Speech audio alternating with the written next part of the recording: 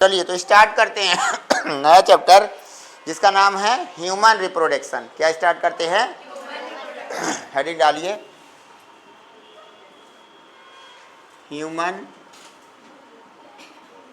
Reproductive system.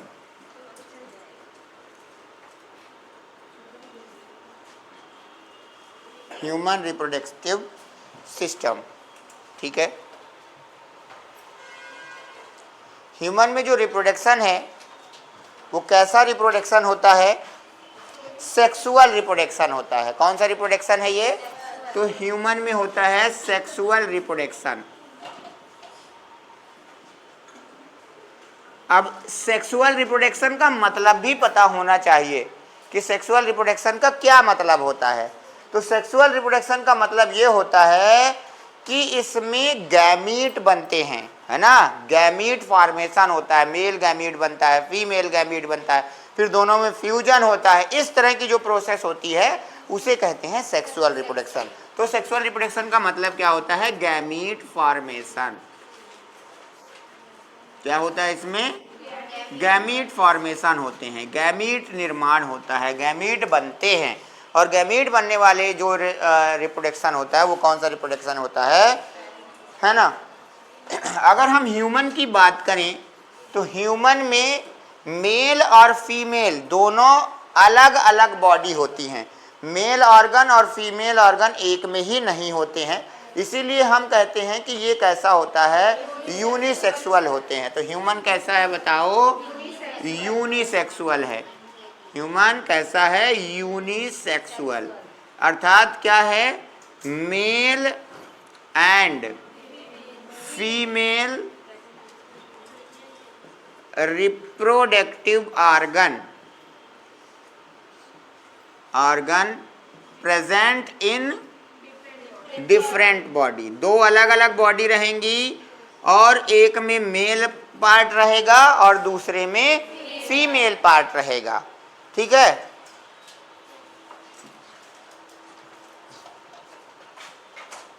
देखते आराम से।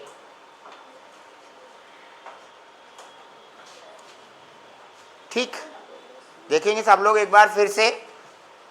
चैप्टर का नाम है ह्यूमन रिप्रोडक्टिव सिस्टम। अगर हम बात करें तो किस प्रकार का रिप्रोडक्शन होता है ह्यूमन में?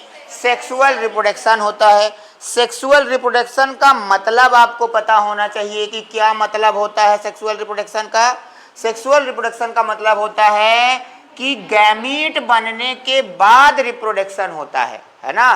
दूसरा, अगर हमारे जैसी कोई संतति बनती है तो पहले मेल गैमीट बनेगा, फिर फीमेल गैमीट बनेगा, दोनों में फ्यूजन होगा और गैमीट बन करके अगर कोई रिप्रोडक्शन होता है तो वो कैसा होता है? सेक्सुअल रिप्रोडक्शन होता है। अगर विदाउट गैमीट रिप्रोडक्शन होता है तो वो एसेक्सुअल कहलाता है।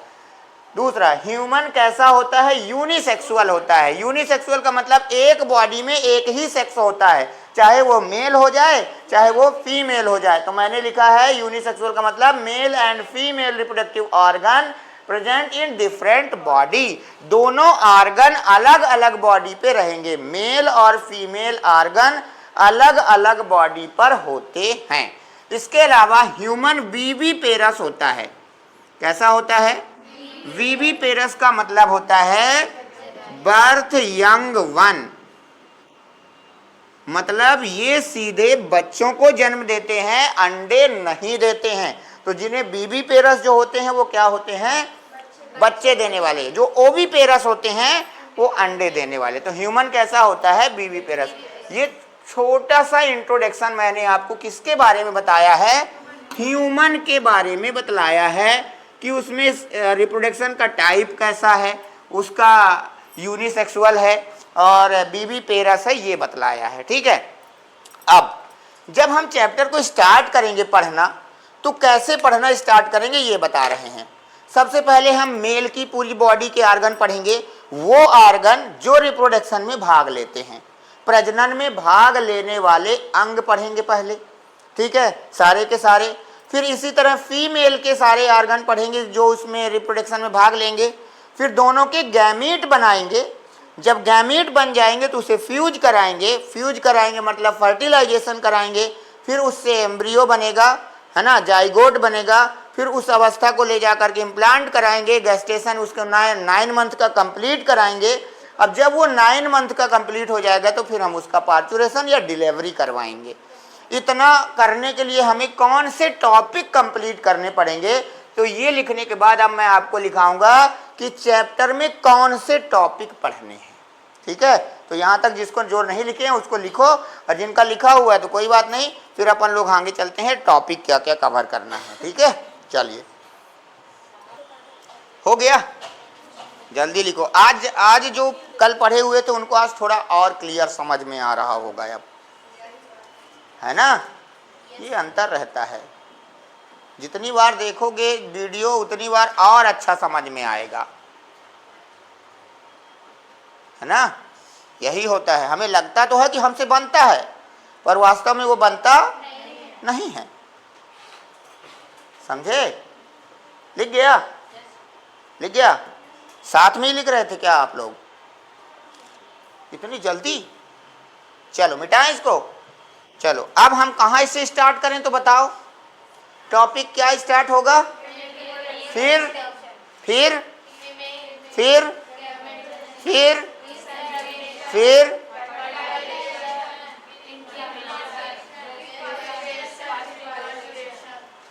ठीक है। चलो पहली हेडिंग डालो, male reproductive system.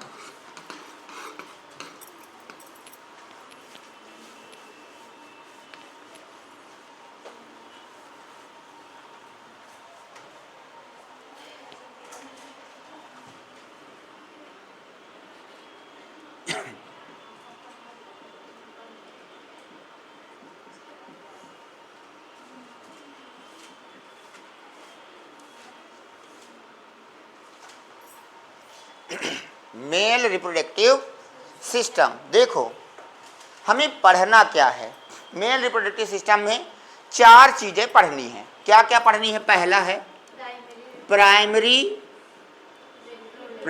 Reproductive organ. दूसरा हाँ एसोसिएटेड ग्लैंड, उससे संबंधित ग्रंथियां। तीसरा डक्ट सिस्टम, यही है ना।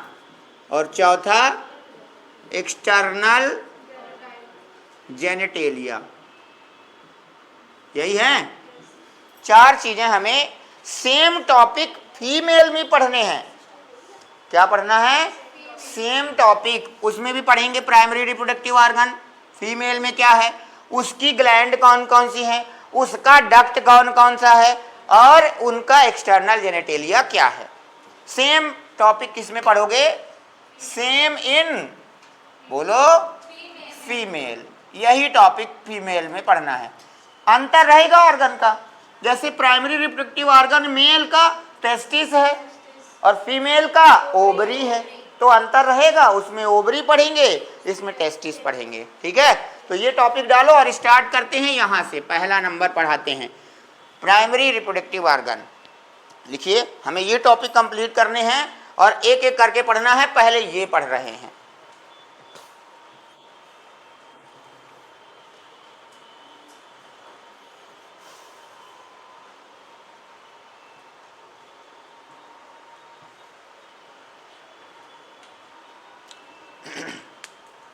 ठीक, चलें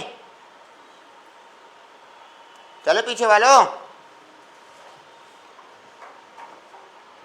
अभी तो सब बराबर हैं, बहुत ज़्यादा है ही नहीं हैं। चलें, चलो तो हेडिंग डालिए primary reproductive organ. Primary reproductive organ. चलो भाई, प्राइमरी रिप्रोडक्टिव ऑर्गन क्या है? In male testis. लिखते चलो, मेल में प्राइमरी रिप्रोडक्टिव ऑर्गन किसे कहते हैं? टेस्टिस को। आपसे ये पूछा जा सकता क्यों कहते हैं टेस्टिस को ही, क्यों कहते हैं, किसी और को क्यों नहीं कह देते हैं? क्योंकि टेस्टिस के अंदर ही स्पर्म बनता है, और स्पर्म क्या है? मेल गैमीट है। तो हम कह सकते हैं क्योंकि क्या होता है, male gamete formation in testis. कहाँ होता है, मेल में गैमीट का फॉर्मेशन टेस्टिस में होता है, इसीलिए ये क्या है, प्राइमरी है। अब जो टेस्टिस होते हैं इन्हें बॉडी से बाहर एक पाउच लाइक स्ट्रक्चर में रखा गया है ना, उसे कहते हैं स्क्रोटम।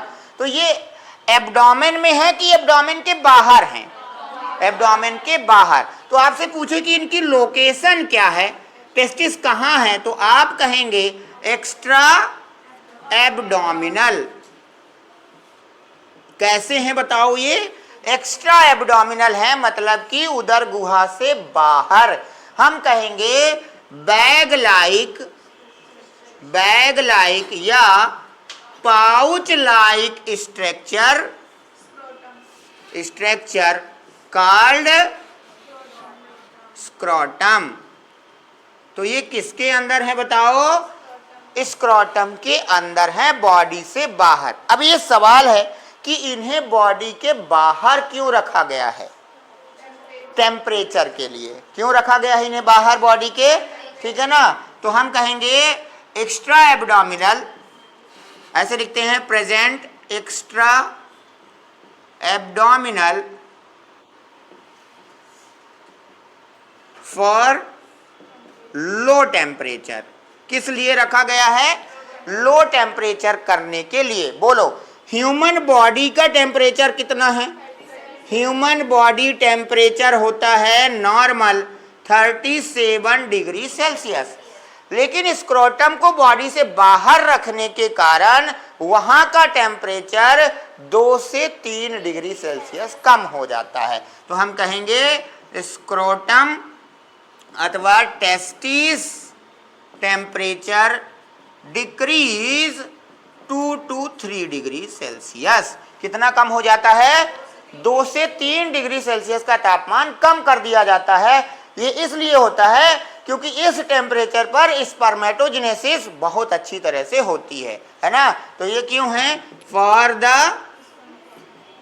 The spermatogenesis. तो ये किसके कारण होता है बताओ, स्पर्मेटोजेनेसिस के कारण होता है।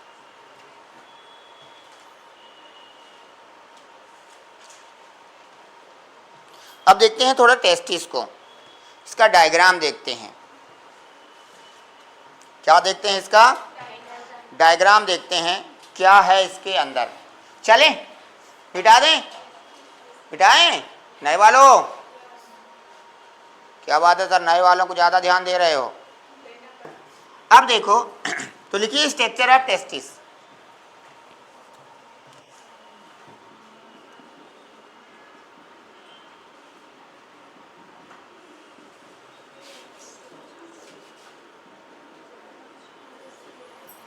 स्ट्रक्चर ऑफ टेस्टिस, सबसे पहले स्क्रोटम है ना, क्या है, स्क्रोटम है, समझ लेना, ये यही से क्वेश्चन आ जाएगा। तो ये क्या है, स्क्रोटम है।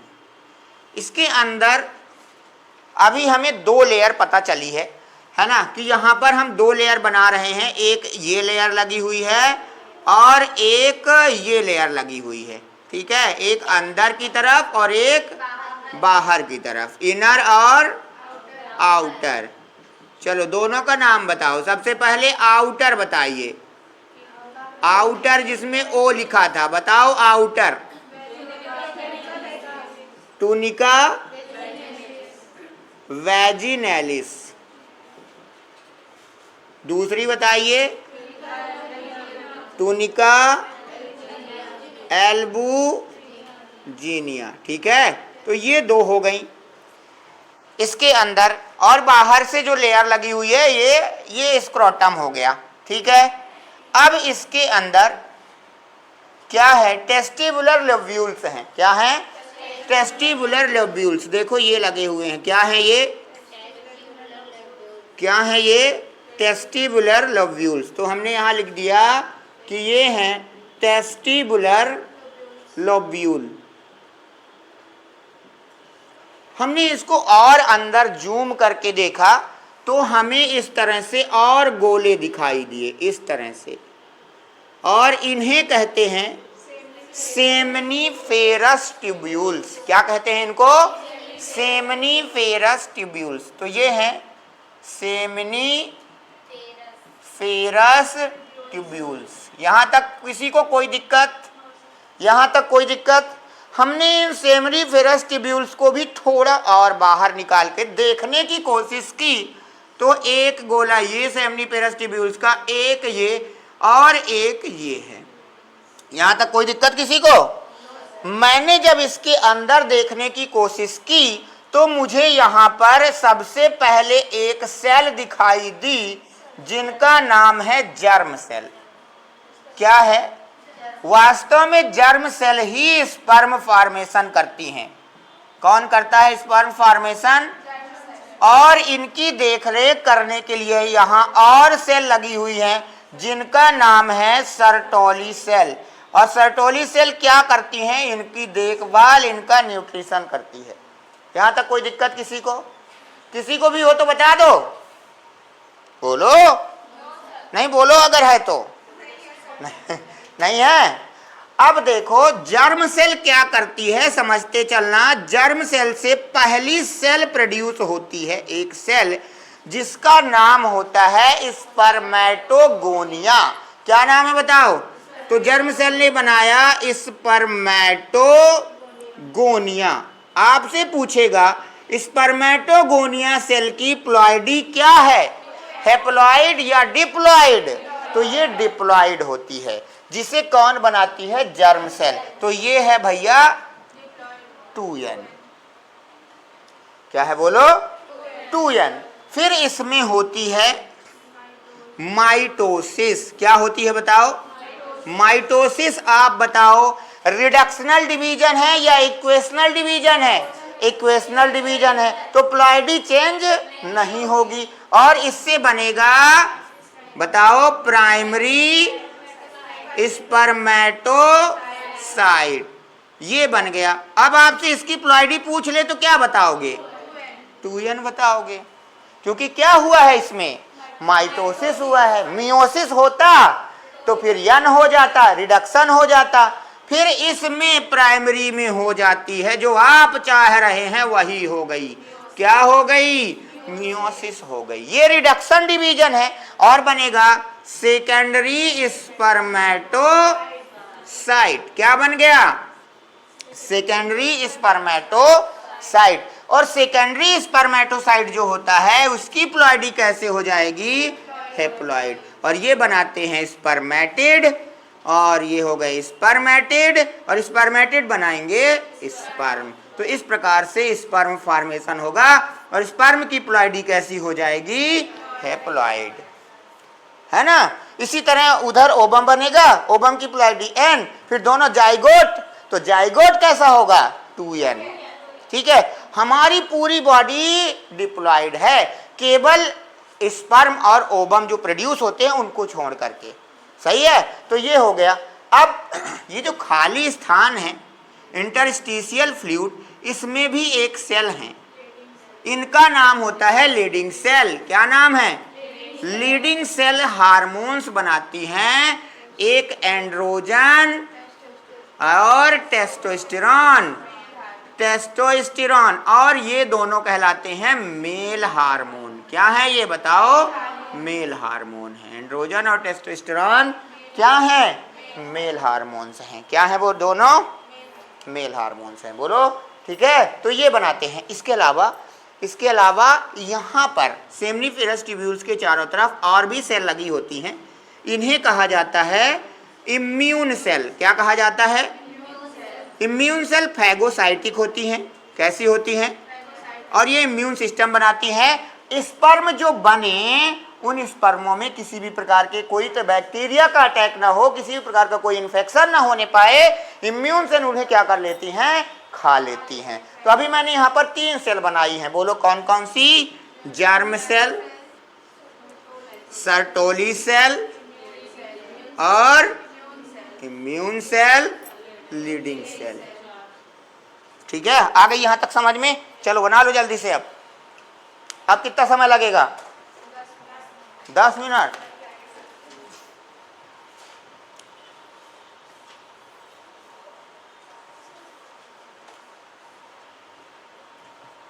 हो गया, हो गया सच में?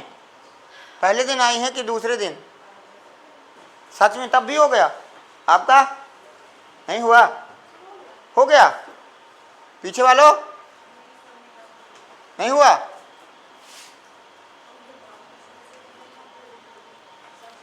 तो ये हो गया टेस्टिस के बारे में कुछ, है ना। अब इससे जो देखो, इससे जो डक्ट निकलेगी, अब जैसे स्पर्म यहां बन गया, है ना।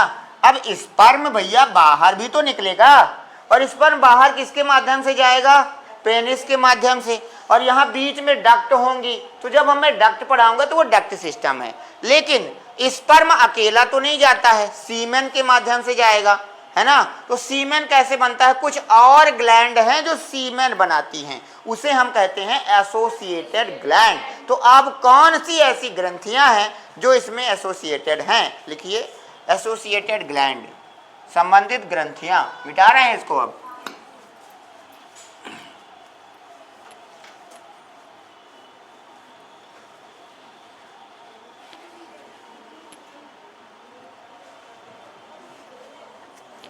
चलो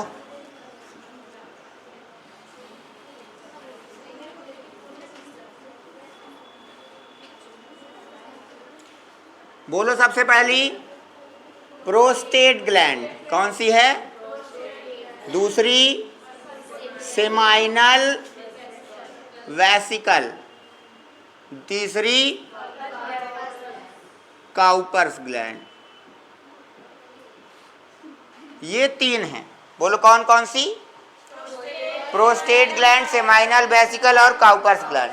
सेमाइनल वेसिकल सॉरी प्रोस्टेट जो है वो एक है, सिंगल है, और ये जो दोनों हैं ये पेयर में है। तो ये है पेयर, और ये कैसी है? सिंगल है। कैसी है? जोड़े में नहीं है, केवल एक अकेली है। क्या है ये? सिंगल है। आगे देखो, जब हम इन तीनों ग्लैंड को देखते हैं तो ये पता करना चाहता हूं कि कौन सी ग्लैंड से क्या बनता है ना। तो सबसे पहले कौन सी आई? बोलो प्रोस्टेट, प्रोस्टेट, फिर बोलो सेमाइनल, फिर तीसरी बोलो काउपर्स। चलो बताओ तो, प्रोस्टेट क्या बनाती है? Calcium and some enzyme. ये इसका काम है कि ये बनाती है, कैल्शियम सिक्रीट करती है और कुछ एंजाइम का भी सिक्रीशन करती है। कौन सी? जो कि अकेले है या पेयर में? अकेले है। सेमाइनल वेसिकल का काम क्या है इसका? ये क्या बनाती है? ये फ्रैक्टोज बनाती है। क्या बनाती है? फ्रैक्टोज बनाती है। फ्रैक्टोज जो कि क्या है? एक प्रकार का शुगर है। क्या है ये बताओ? शुगर है। और ये क्या बनाती है? म्यूकस बनाती है, जो कि लुब्रिकेशन का काम करता है। काहे का काम करता है? लुब्रिकेशन। लुब्रिकेशन मतलब चिकनाहट, चिपचिपा पदार्थ, स्टिकी मटेरियल, है ना। तो ये तीनों चीज मिलाती हैं। इन तीनों चीजों को मिला देते हैं हम। क्या कर देते हैं? तो इसको मिला दो, इसको मिला दो और इसको मिला दो। जो ये मिलकर के बना वो क्या है? क्या है ये? Seminal plasmic. क्या है ये बताओ? Seminal plasmic. कुछ लोग इसको पता है क्या बोल देते हैं? सीमेन बोल देते हैं। ये सीमेन नहीं है। ये सीमेन क्यों नहीं है? क्योंकि इसमें तो स्पर्म है ही नहीं। देखो ना भाई, यहाँ से कैल्शियम आ गया, यहाँ से फ्रक्टोज आ गया, यहाँ से म्यूकस आ गया। कभी सीमेन है क्या? अभी सॉरी स्पर्म है क्या? और जब स्पर्म ही नहीं है तो क्या ये अभी फर्टिलाइजेशन में काम कर पाएगा? क्या इससे फर्टिलाइजेशन हो पाएगा? नहीं। अब इसमें क्या हो जाएगा? अगर इसमें आकर के कौन मिल गया? स्पर्म मिल गया, तो स्पर्म प्लस सेमाइनल प्लाज्मिक बराबर सीमेन। यही क्या है? इसी को वीर्य कहते हैं। ये है। आ गई बात समझ में? बनाओ जल्दी से।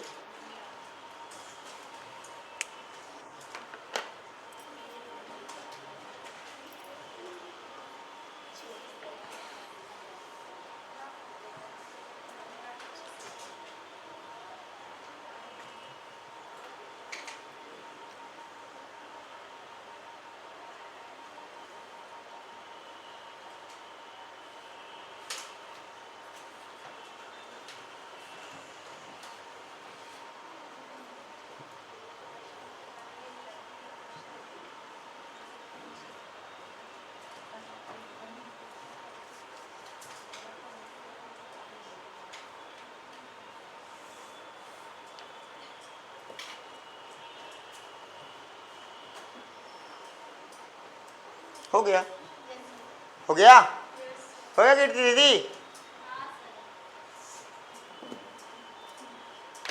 चलें आगे चलते हैं, एक्सटर्नल जेनेटिलिया देख लेते हैं, डक्ट सिस्टम कल वाले लेक्चर में कर देंगे, ठीक है। लिखो एक्सटर्नल जेनेटिलिया।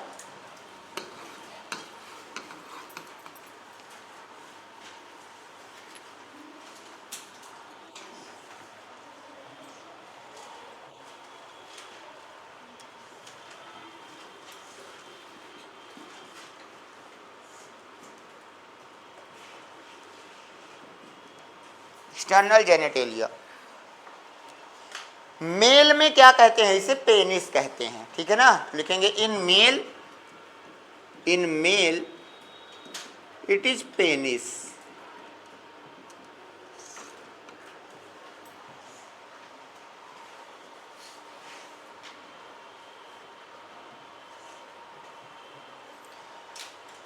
आगे लिखेंगे इट इज इरेक्टाइल ऑर्गन।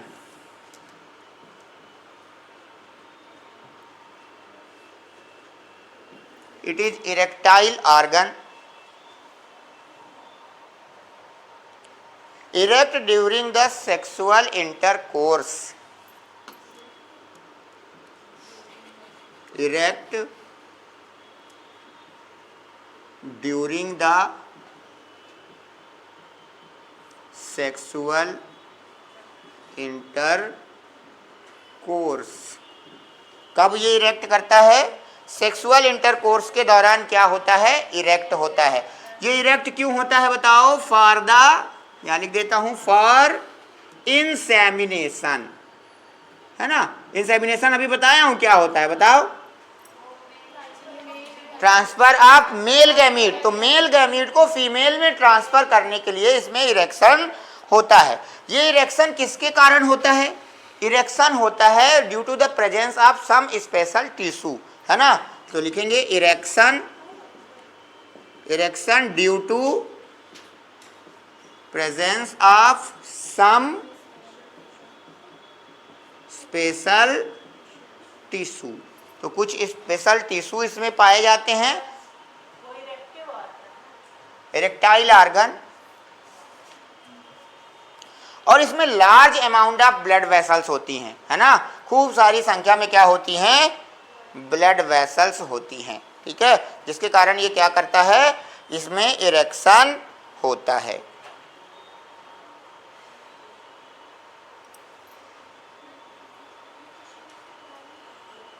ठीक है, अगर हम इसको देखें तो पेनिस के चारों ओर जो स्किन पाई जाती है वो पतली स्किन होती है, इसे कहा जाता है फोर स्किन। क्या कहते हैं, तो इसमें पाई जाने वाली को स्किन का नाम होता है फोर स्किन।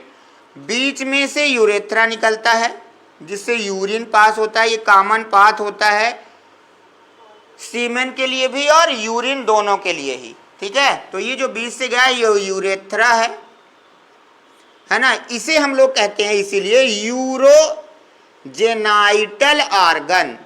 क्या कहते हैं इसे, यूरोजेनाइटल ऑर्गन का मतलब है यूरिन पास करेगा, प्लस जेनाइटल का मतलब स्पर्म या सीमेन भी इसी से पास होगा, एंड आल्सो पास सीमेन भी पास करेगा। जबकि फीमेल में वो केवल यूरो ऑर्गन होता है, केवल वहां से यूरिन पास हो सकता है, जबकि मेल में दोनों, ठीक है। और इसे कहते हैं फोर स्किन। ये जो ओपनिंग होती है ये है यूरेथ्रल मिएटस। क्या है बताओ, ये यूरेथ्रल मिएटस ओपनिंग है, ये क्या है, ओपनिंग है। यहां से यूरिन और सीमेन दोनों क्या हो जाएंगे, बाहर हो जाएंगे। और ये जो पार्ट होता है इसे कहते हैं ग्लांस पेनिस।